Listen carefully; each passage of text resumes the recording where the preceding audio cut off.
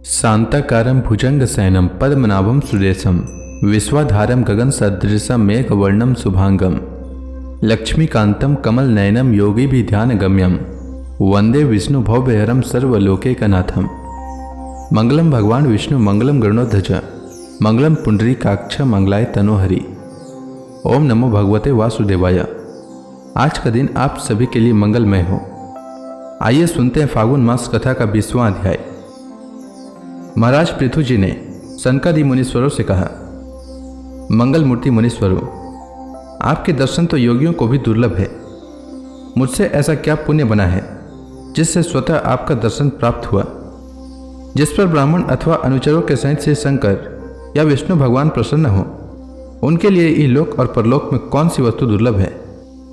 जिनके घरों में आप जैसे पूज्य पुरुष उनके जल, तृण, पृथ्वी, गृह स्वामी अथवा सेवकादि किसी अन्य पदार्थों को स्वीकार कर लेते हैं, वे गृहस्थ धनहीन होने पर भी धन्य हैं। मुनीश्वरों, आपका स्वागत है।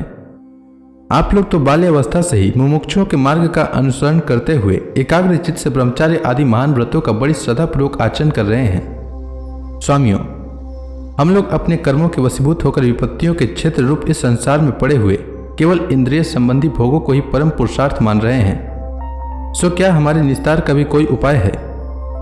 आप संसार नल से संतप्त जीवों के परम सुहृद हैं। इसलिए आप में विश्वास करके मैं यह पूछना चाहता हूँ कि इस संसार में मनुष्य का किस प्रकार सुगमता से कल्याण हो सकता है। यह निश्चय है कि जो आत्मवान पुरुषों में आत्मा रूप से प्रकाशित होते हैं और उपासकों के हृदय में अपने स्वरूप को प्रकट करने वाले हैं, वे अजन्मा भगवान नारायण ही अपने भक्तों पर कृपा करने के लिए आप जैसे सिद्ध पुरुषों के रूप में इस पृथ्वी पर विचरा करते हैं। श्री मैत्रेय जी कहते हैं, राजा पृथु के ये युक्त गंभीर, परिमित और मधुर वचन सुनकर श्री सनत कुमार जी बड़े प्रसन्न हुए और कुछ मुस्कुराते हुए कहने लगे। श्री सनत कुमार जी ने कहा, महाराज, आपने सब कुछ जानते हुए भी समस्त प्राणियों के कल्याण की दृष्टि से बड़ी अच्छी बात पूछी है। सच है, साधु पुरुषों की बुद्धि ऐसी ही हुआ करती है। राजन, श्री मधुसूदन भगवान के चरण कमलों के गुणानुवाद में अवश्य ही आपकी अविचल प्रीति है। हर किसी को इसका प्राप्त होना बहुत कठिन है और प्राप्त होने पर यह हृदय के भीतर रहने वाला उस वासना रूप मल को सर्वथा नष्ट कर देती है, जो और किसी उपाय से जल्दी नहीं छूटता। शास्त्र जीवों के कल्याण के लिए भली भांति विचार करने वाला है। उनमें आत्मा से भिन्न देहादि के प्रति वैराग्य तथा अपने आत्म स्वरूप निर्गुण ब्रह्म में सुदृढ़ अनुराग होना, यही कल्याण का साधन निश्चित किया गया है। शास्त्रों का यह भी कहना है कि गुरु और शास्त्र के वचनों में विश्वास रखने से, भागवत धर्मों का आचरण करने से, तत्व जिज्ञासा से, ज्ञान योगी की निष्ठा से, योगेश्वर श्रीहरि की उपासना से, नित्य प्रति पुण्य कृत्य श्री भगवान की पावन कथाओं को सुनने से, जो लोग धन और इंद्रियों के भोगों में ही रत हैं, उनकी गोष्ठी में प्रेम न रखने से, उन्हें प्रिय लगने वाले पदार्थों का आसक्ति पूर्वक संग्रह न करने से, भगवत गुणामृत का पान करने के सिवा अन्य समय आत्मा में ही संतुष्ट रखते हुए एकांत सेवन में प्रेम रखने से, किसी भी जीवों को कष्ट न देने से, निवृत्ति निष्ठा से, आत्महित का अनुसंधान करते रहने से, श्रीहरि के पवित्र चरित्र रूप श्रेष्ठ अमृत का आस्वादन करने से, निष्काम भाव से यम नियमों का पालन करने से, कभी किसी की निंदा न करने से, योगक्षेम के लिए प्रयत्न करने से, शीतोष्ण आदि द्वंद्वों को सहन करने से, भक्तजनों के कानों को सुख देने वाले श्रीहरि के गुणों का बार बार वर्णन करने से और बढ़ते हुए भक्ति भाव से मनुष्य का कार्य कारण रूप संपूर्ण जड़ प्रपंच से वैराग्य हो जाता है और आत्मस्वरूप निर्गुण परब्रह्म में अनायास ही उसकी प्रीति हो जाती है। परब्रह्म में सुदृढ़ प्रीति हो जाने पर पुरुष सद्गुरु की शरण लेता है। फिर ज्ञान और वैराग्य के प्रबल वेग के कारण वासना शून्य हुए अपने अविद्या आदि 5 प्रकार के क्लेशों से युक्त अहंकारात्मक अपने लिंग शरीर को वह उसी प्रकार भस्म कर देता है जैसे अग्नि लकड़ी से प्रकट होकर फिर उसी को जला डालती है। इस प्रकार लिंग देह का नाश हो जाने पर वह उसके कर्तृत्व आदि सभी गुणों से मुक्त हो जाता है। फिर तो जैसे स्वप्नावस्था में तरह तरह के पदार्थ देखने पर भी उससे जग पड़ने पर उसमें से कोई भी चीज दिखाई नहीं देती, उसी प्रकार वह पुरुष शरीर के बाहर दिखाई देने वाले घटपट आदि और भीतर अनुभव होने वाले सुख दुख आदि को भी नहीं देखता।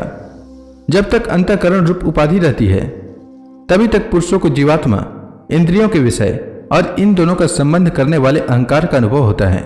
इसके बाद नहीं। जो लोग विषय चिंतन में लगे रहते हैं उनकी इंद्रियां विषयों में फंस जाती है तथा मन को भी उन्हीं की ओर खींच ले जाती है। धन और इंद्रियों के विषयों का चिंतन करना मनुष्यों के सभी पुरुषार्थों का नाश करने वाला है, क्योंकि इनकी चिंता से वह ज्ञान विज्ञान से भ्रष्ट होकर वृक्ष आदि स्थावर योनियों में जन्म पाता है। इसलिए जिसे अज्ञानांधकार से पार होने की इच्छा हो, उस पुरुषों को विषयों में आसक्ति कभी नहीं करनी चाहिए, क्योंकि यह धर्म, अर्थ, काम और मोक्ष आदि की प्राप्ति में बड़ी बाधक है। इन 4 पुरुषार्थों में भी सबसे श्रेष्ठ मोक्ष ही माना जाता है, क्योंकि अन्य 3 पुरुषार्थों में सर्वदा काल का भय लगा रहता है।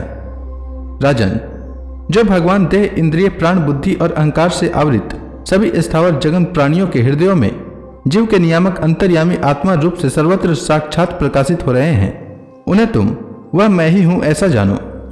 श्री मैत्रेय जी कहते हैं, विदुर जी, ब्रह्मा जी के पुत्र आत्मज्ञानी सनत कुमार जी से इस प्रकार आत्म तत्व का उपदेश पाकर महाराज पृथु ने उनकी बहुत प्रशंसा करते हुए कहा।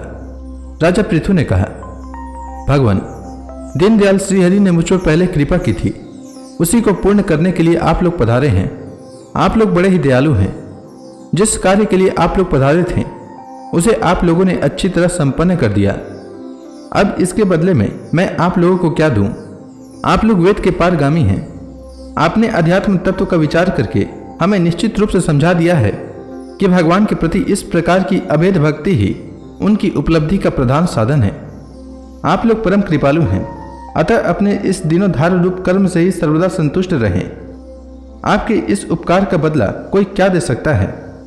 उसके लिए प्रयत्न करना भी अपनी हंसी कराना ही है।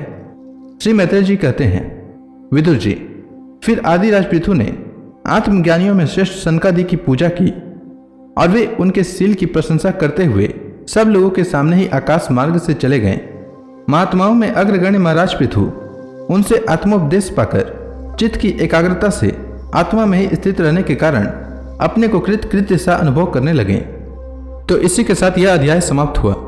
इसके आगे की कथा मैं कल के अध्याय में सुनाऊंगा। तब तक के लिए भगवान हरि का नाम लेते रहें। तो प्रेम से बोलिए भगवान विष्णु की जय, श्री कृष्ण भगवान की जय, समस्त देवी देवताओं की जय।